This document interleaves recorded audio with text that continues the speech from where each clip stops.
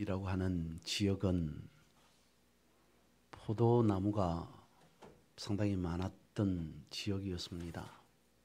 포도를 많이 생산하는 지역이 바로 이스라엘이죠. 그러다 보니까 성경에서조차도 포도와 관련된 비유들이 많이 등장합니다. 포도나무, 포도열매, 포도원에 대한 비유들이 많이 나타나곤 하죠.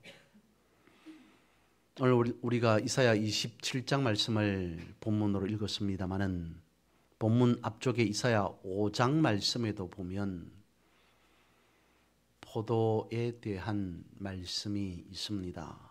제목 자체가 이사야 5장에 성경에 보면 제목이 타이틀이 포도원의 노래라고 될 정도입니다. 오늘 본문의 말씀에서도 그와 같은 맥락으로 포도에 대한 포도나무에 대한 이야기를 하고 있는 것이죠. 그래서 본문뿐만 아니라 이사야 5장 말씀과 본문을 연결해서 한번 생각해 보고자 합니다. 먼저 첫 번째로 포도원의 노래에 해당하는 이사야 5장 말씀을 보면 전체적인 내용의 의미가 이렇게 되어 있습니다. 한 농부가 있습니다. 포도 농사를 짓는 농부가 있습니다. 여러 가지 많은 계획과 생각을 하고 포도 농사를 지으려고 하고 있습니다. 극상품의 포도를 심었습니다. 가을이 되었습니다. 근데 최상품의 포도 열매가 열릴 줄 알았는데 전혀 엉뚱하게 들포도를 맺었더라 라고 이사야 5장은 말씀하고 있는 것이죠. 이는 이스라엘 백성들의 잘못된 상태, 그런 저들의 모습을 지적하고 있는 비유이기도 합니다. 이사야 5장 7절 말씀은 이와 같이 말씀하고 있습니다. 무릇 만군의 여호와의 포도원은 이스라엘 족속이요 그가 기뻐하시는 나무는 유다 사람이라. 그들에게 정의를 바라셨더니 도리어 포악이요 그들에게 공의를 바라셨더니 도리어 부러지점이었도다. 들포도를 맺었던 이스라엘 백성들을 향해 무엇이라고 어떻게 말씀하고 있냐면 저들의 행한 것은 포악이요 공의를 바랬으나 도리어 고통 중에 부러지는 부러지점뿐이었더라 라고 말씀하고 있습니다. 저들의 포악한 행위, 고통 속에 절규하는 상태, 그를 두고 이사야서는 들포도를 맺었다, 들포도를 맺은 이스라엘 백성이라고 말해주고 있습니다. 여러분, 이 결실의 계절 모든 농부는 다 알곡을 기대하고 있을 겁니다. 왜냐하면 그간 봄부터 시작되어지는 땀과 수고가 있었기 때문이죠. 그래서 농부가 알곡을 기대하는 것은 당연합니다. 그런데 알곡을 기대하였건만 알곡은 온데간데 없고 죽정이 뿐입니다. 극상품의 포도를 기대하였건만 열매는 들포도뿐입니다.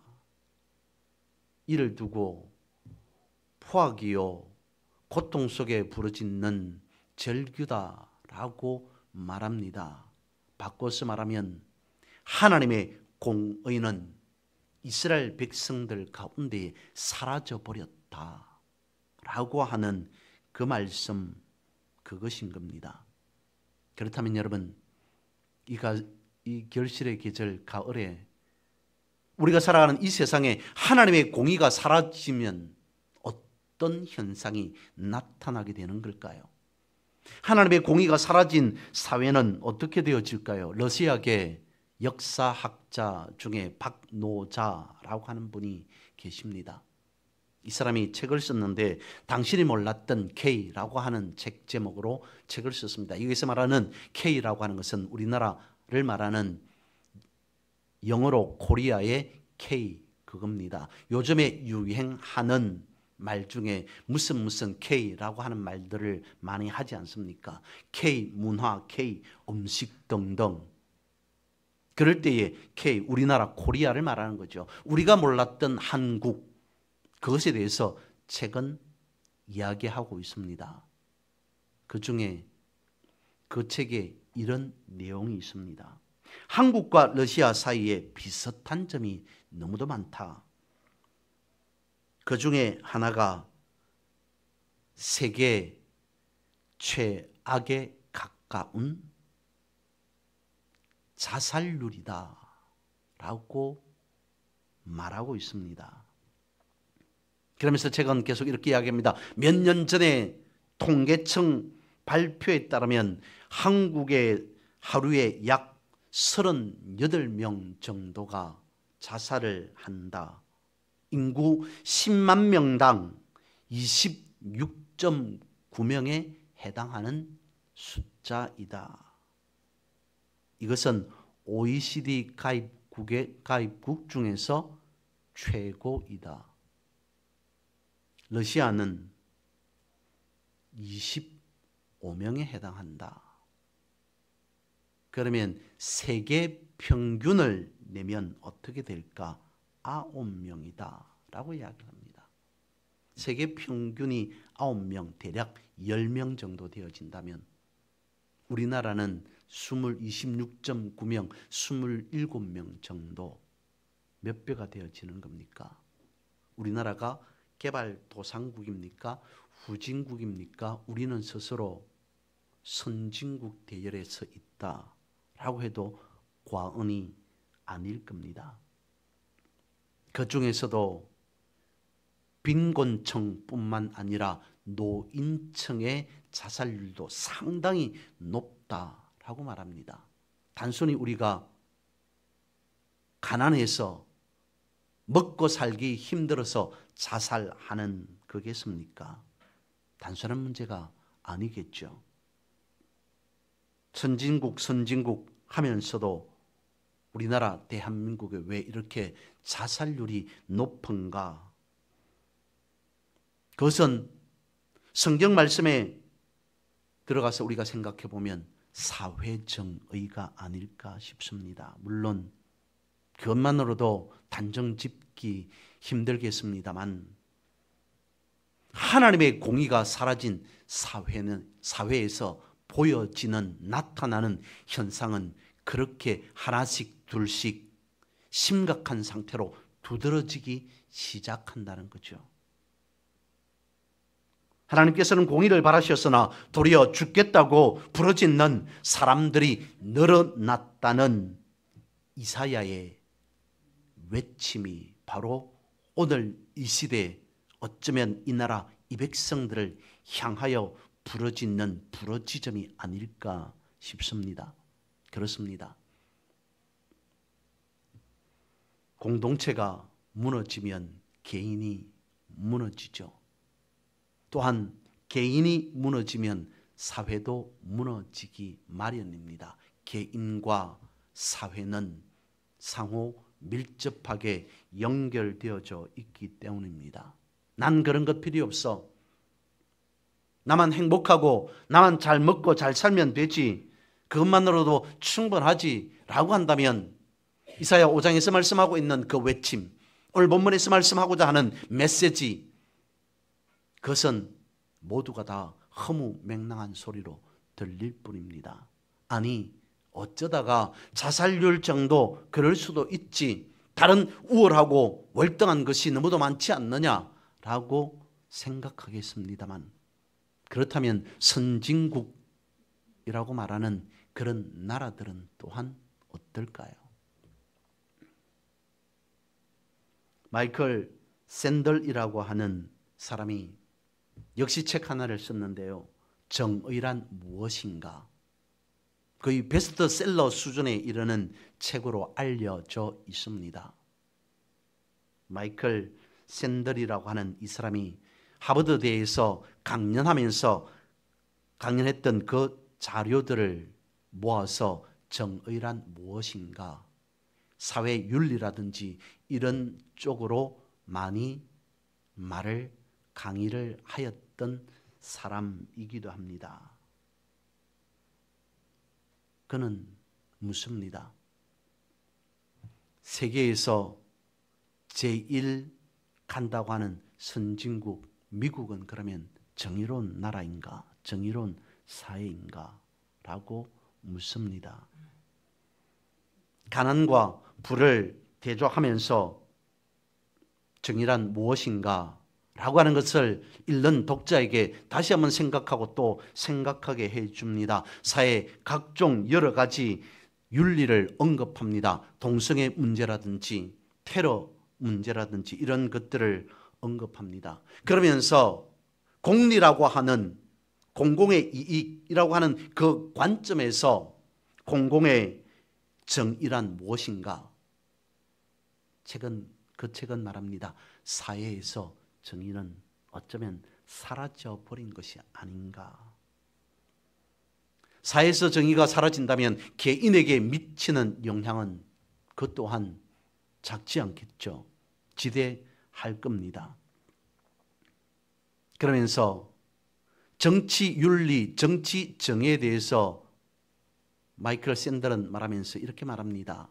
소위 한 나라를 이끌고 가는 정치인들은 가장 먼저 정의로운 사람이 되어야 된다. 저들은 공정을 말하고 정의를 내세워야 된다. 정치인들 보십시오. 공정을 말합니다. 정의를 말합니다. 공리도 또한 말하겠죠. 그런데 그 책은 언급합니다. 가장 정의롭고 가장 공의로워야 될 사람들이 오히려 불의하고 부정부패에 찌들어 있다.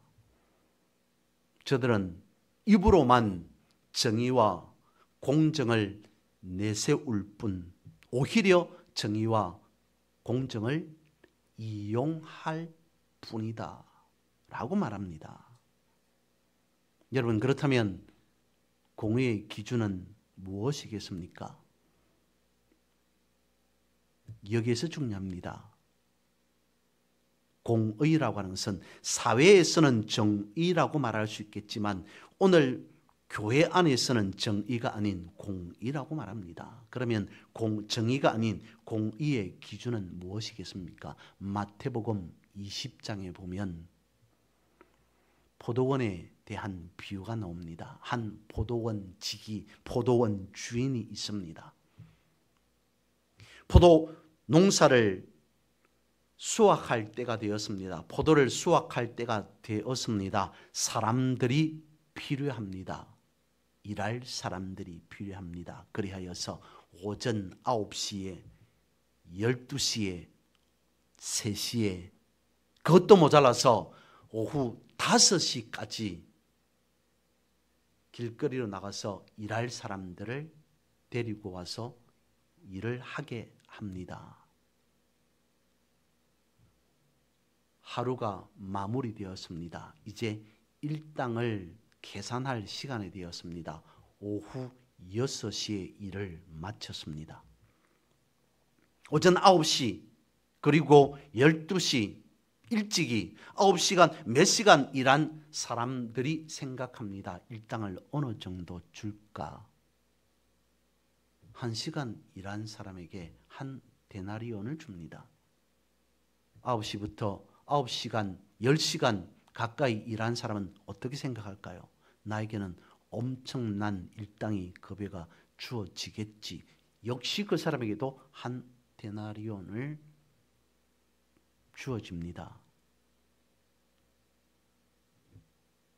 이 부분을 우리가 하나님의 정의, 즉 하나님의 공의라고 하는 부분에서 생각해 본다면 다른 것은 자제하고 하나님의 정의, 공의라고 하는 부분에서 생각한다면 인간의 이해 수준과는 완전히 다릅니다. 차원 자체가 다릅니다.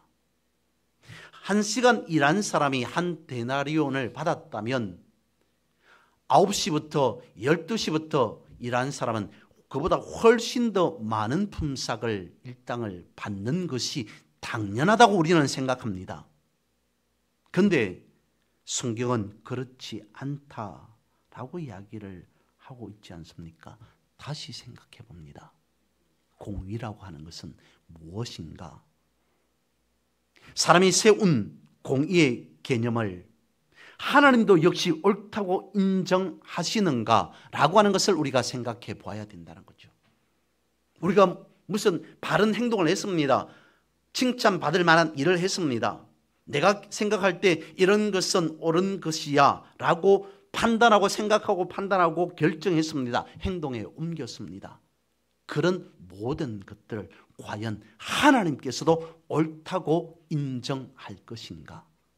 라고 하는 이 부분을 성경에서는 말씀하고 있습니다. 하나님의 공의가 무엇인가? 사람이 아무리 정의롭다고 해도 하나님이 아니라면 그것은 정의로운 것이 아니라는 겁니다.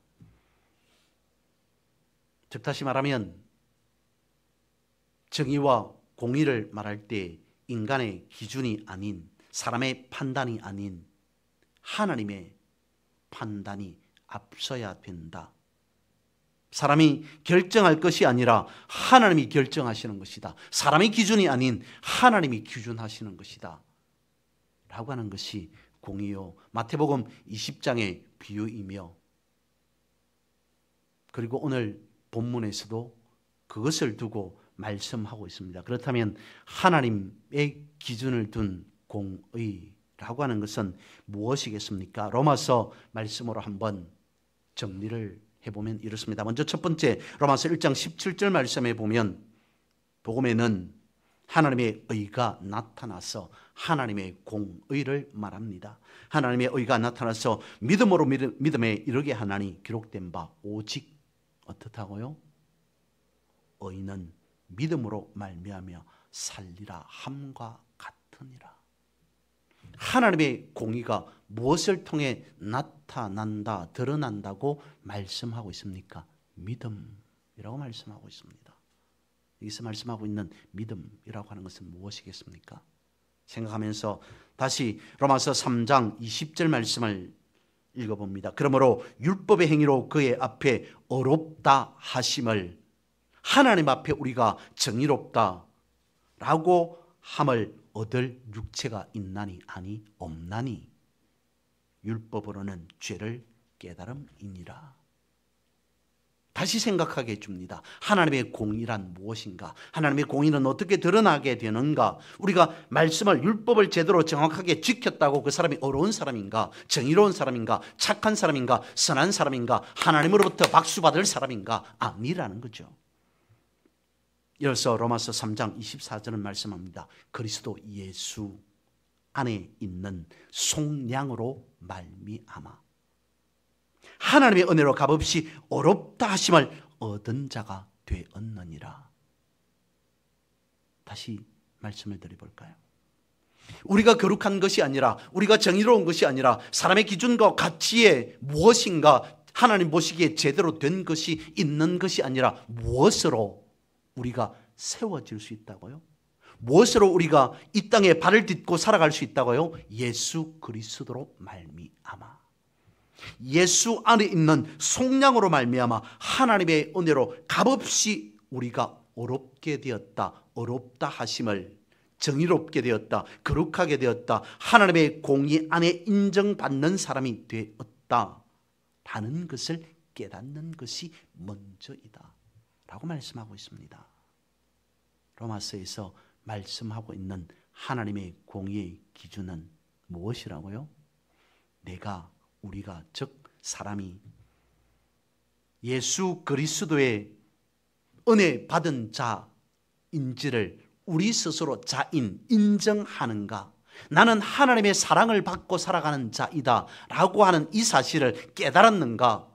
라고 하는 것이 어렵다 하심을 깨달은 자인지 아닌지를 분별하는 기준이다 하나님께서는 그것을 보신다라고 말씀하고 있습니다. 즉 우리 스스로는 아무리 정의롭다라고 하더라도 정의로운 사람이 될 수 없다는 거죠.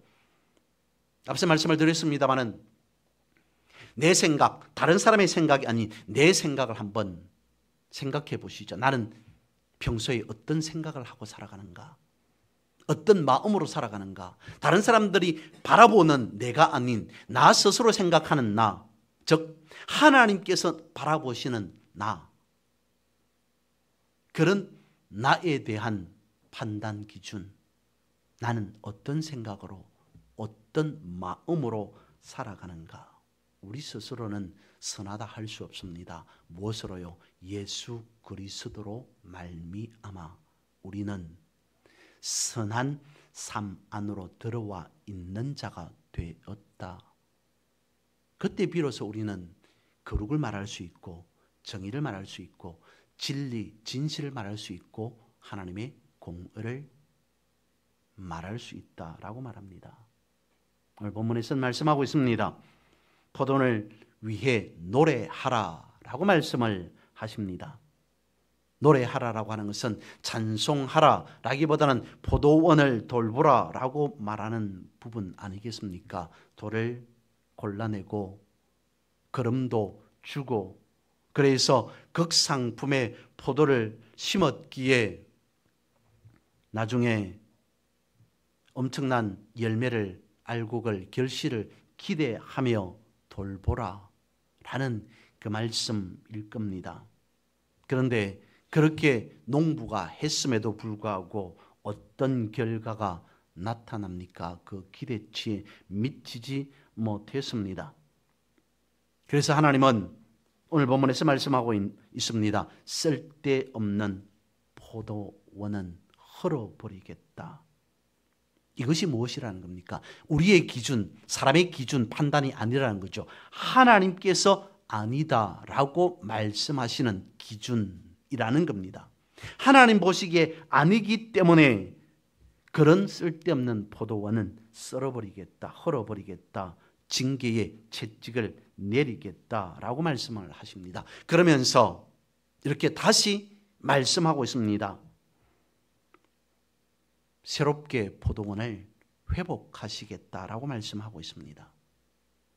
그러니까 세상 사람들이 세운 모든 것, 세상 사람들이 세운 잘못된 모든 것은 다 허물어 버리고 어떻게 해요? 하나님께서 다시 하나님의 공의로 세우겠다라고 말씀하고 있습니다. 하나님의 공의가 가득한 사회를 만들겠다라고 말씀합니다.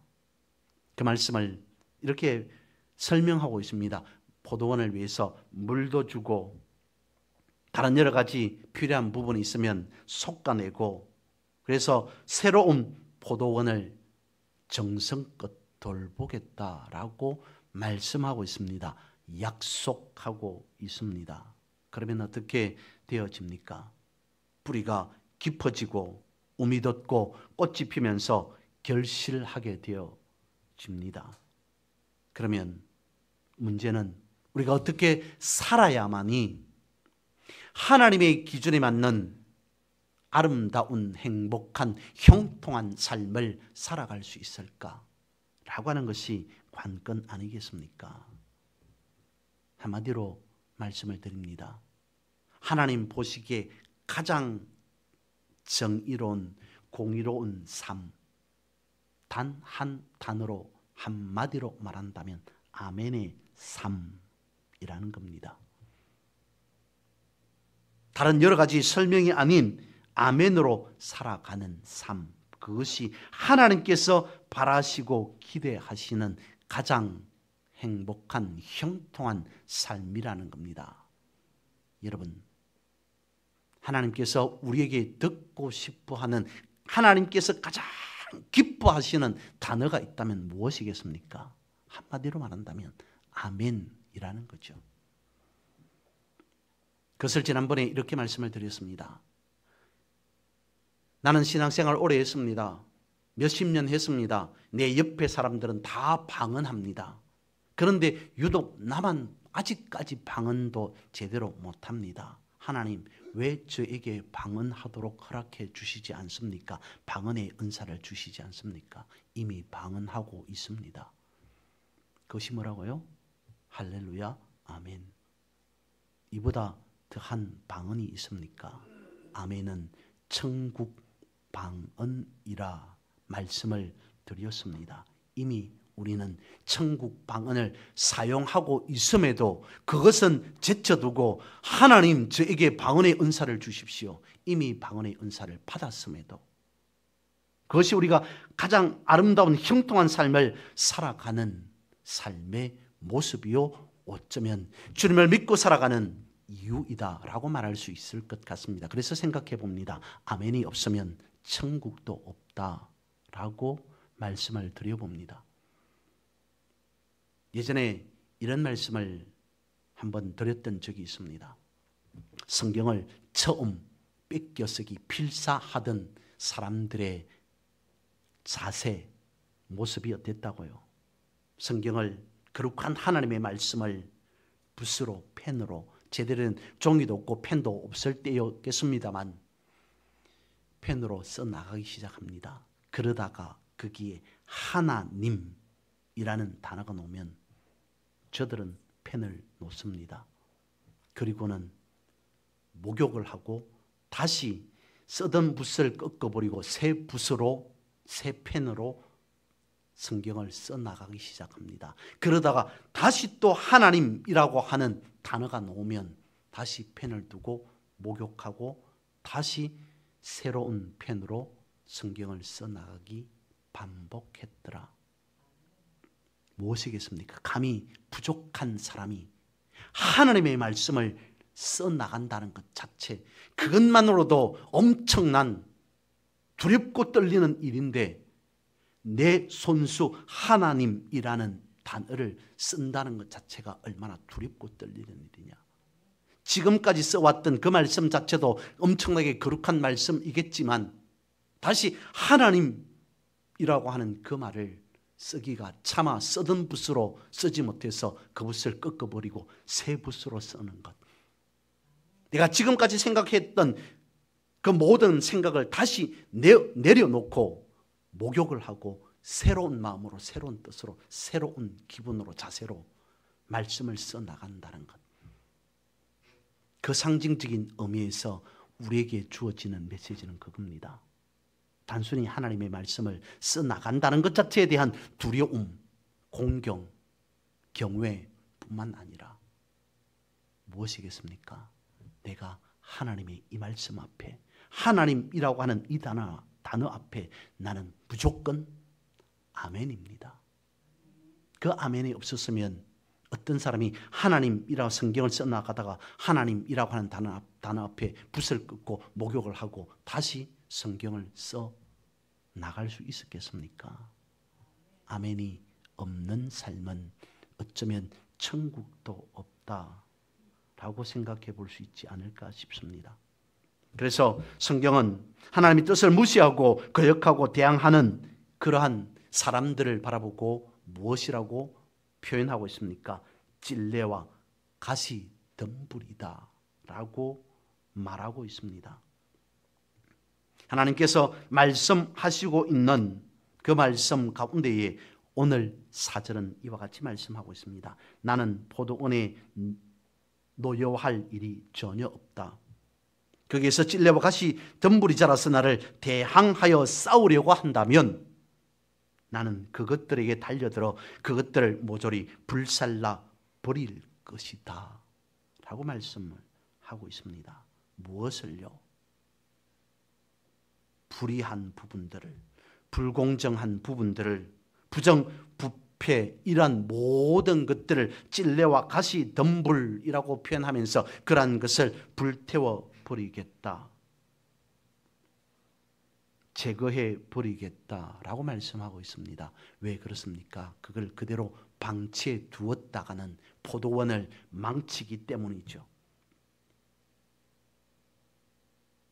엄청난 좋은 결실을 거두어야 되는데, 좋은 포도를 수확해야 되는데 그런 것들을 그대로 내버려 두었다가는 결실에 방해가 되기 때문이라는 겁니다.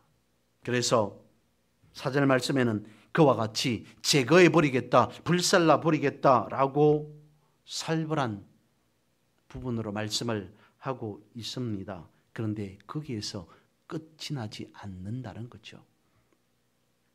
다시 6절 말씀에 보면 우리는 안도할 수밖에 없습니다. 아무리 사악한 사람이라도 그 모든 것을 통해 마무리시켜버리는 것이 아니라 기회는 주어진다 라고 하는 말씀을 하고 있습니다. 무엇을 말씀하냐면 악행, 물론 하나님께서 박수 보내고 하나님께서 침묵하고 계시는 것 아닙니다. 하지만 그보다도 훨씬 더 중요시 여기는 그것이 무엇이냐면 하나님과의 관계라는 거죠. 어떤 한 사람이 하나님과의 관계가 어떻게 되어지는가라고 하는 것을 보시겠다는 겁니다. 이 하나님과의 관계는 과거를 묻지 않겠다라고 하는 그 말씀과도 연결되어집니다. 앞으로 이후의 삶 속에서 그 사람이 얼마나 회개하고 뉘우치는가, 그것을 하나님은 눈여겨보시겠다라고 말씀을 하시는 겁니다. 올 한 해를 우리가 기준으로 생각해 보면 1월달부터 9월달까지 우리의 과거가 어떠하든지 간에 10월달 어떻게 시작했든지 간에 오늘부터, 지금부터, 내일부터 우리의 삶이 어떻게 되어지는가, 그것을 하나님께서 중요시 여긴다라는 겁니다. 포도원의 노래라고 하는 것은 어디부터 시작하냐면 지금부터라는 겁니다. 천국이 그렇거든요. 천국은 항상 늘 언제나 오늘부터, 지금부터라는 것을 중시하고 있습니다. 그것을 예수님 한편에 예수님과 같이 십자가에 매달렸던 한 강도의 모습을 보면 알 수 있습니다. 죄를 지었습니다. 엄청난 죄를 지었기에 십자가 형벌에 처해졌습니다. 죽기 일보 직전의 강도이었다 하더라도 주님은 그런 강도에게 자비의 은혜의 문을 열어두셨습니다. 그를 죽기 전에 회개하도록, 뉘우치도록, 예수 그리스도의 하나님과의 관계를 맺도록 기다리고 계셨습니다. 그래서 기꺼이 그를 거룩한 자리로 주님은 초대해 주셨습니다. 오늘 본문의 5절 말씀을 보면 그러한 부분들을 어느 정도 느낄 수 있을 것 같습니다. 하나님은 하나님의 사랑을 단적으로 보여주고 있습니다. 그러나 나의 대적들이 내가 보호하여 주기를 원한다면 대적이 있습니다. 엄청난 포악을, 악행을, 그래서 고통 속에서 절규하는 사람이라 할지라도 대적들이 내가 보호하여 주기를 원한다면 이렇게 말씀합니다. 나와 화친하여야 할 것이다. 그렇다, 나와 화친하여야 할 것이다 라고 말씀하고 있습니다. 여기에서 화친한다는 것은 자신의 생각을 바꾸어서 하나님의 거룩한 뜻을 존중한다는 겁니다. 하나님의 축복의 물줄기를 따라서 새로운 삶을 시작한다는 것을 말하고 있습니다. 자기 자신의 나름대로의 어떤 생각, 기준, 고집 이런 것을 꺾어버리고 하나님 말씀 앞에 엎드리는 자, 하나님의 말씀에 순종하는 자, 하나님의 뜻이라면, 하나님의 말씀이라면 내 생각은 언제든지 수정할 수 있는 그러한 자세, 그러한 믿음을 가지고 있는 자, 그런 겸손한 삶의 자세를 가진 자를 두고 오늘 말씀에서는 화친이라고 말씀하고 있습니다. 하나님과의 관계, 그것을 어떻게 맺고 살아가느냐라고 하는 것을 두고 포도원의 노래라고 말할 수 있습니다. 그러면 그 결과는 어떻다고요? 결실은 어떻다고 6절에서 말씀하고 있습니까? 후일에는 야곱의 뿌리가 박히며 이스라엘의 움이 돋고 꽃이 필 것이라 그들이 그 결실로 지면을 채울 것이다. 여기서 중요한 것은 바로 이 말씀입니다. 후일에 라고 하는 말씀.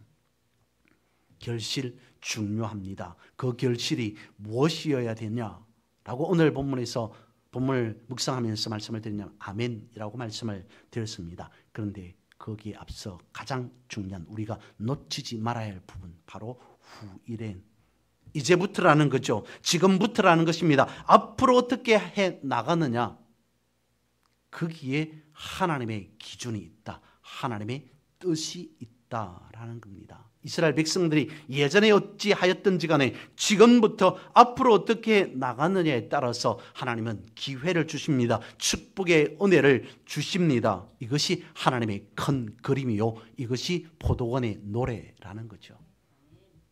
그러면 무엇이겠습니까?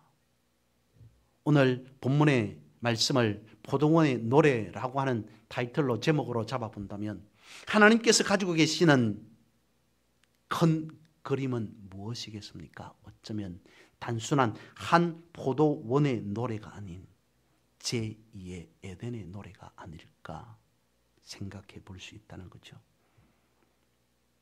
하나님께서 꿈꾸시고 계시는, 하나님께서 이스라엘 통해서 꿈꾸고 계시는 역사, 하나님께서 이 나라를 통해서 꿈꾸고 계시는 역사, 하나님께서 나 한 사람을 통해서 가지고 계시는 비전, 그것은 무엇이겠습니까?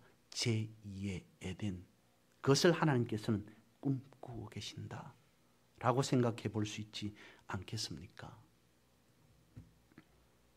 오늘 우리가 본 이 이사야 말씀 속에서 우리가 생각할 수 있는 약속은 이것입니다. 이미 이사야 구약의 말씀입니다. 우리는 구약 안에 살아가는 사람들이 아닌 신약 시대를, 성령의 시대를 살아가는 자들입니다. 그래서 더불어 생각해 보면 우리는 이미 하나님께서 예수 그리스도 안에서 이러한 모든 약속을 이루어 놓은 시대에 살아가고 있다라고 하는 이 사실을 우리는 믿고 있어야 한다는 거죠. 그래서 하나님께서 이사야를 통해서 말씀하고 있는 이 성취의 약속의 말씀에, 언약의 말씀에 강물 한 줄기 가운데 서 있다는 겁니다. 이사야의 예언이 그리스도 예수 안에서 성취된 시대에서 우리는 지나가고 있다, 통과하고 있다. 그리고 또한 지금도 역시 진행되고 있다. 하나님의 공의는, 하나님의 사랑은, 하나님의 자비는, 하나님의 은혜는 우리에게 지금부터 우리가 어떻게 해 나가느냐에 따라서 충분히 바뀌어질 수 있다. 왜냐하면 하나님은 모든 것에 있어서 회복을 꿈꾸고 계시기 때문이라는 거죠. 그렇습니다. 포도원의 노래라고 하는 것은 우리가 먼저 지금부터라도 주님 앞에 엎드려서 아멘으로 동참하는 데에 있습니다. 지금부터라도 변화된 모습을 보여주는 삶, 그것이 중요하다라고 말씀을 드립니다. 이런 믿음의 삶을 결실의 계절에 살아가는, 또한 누리는 여러분 되시기를 주님의 이름으로 선포하고 축복합니다.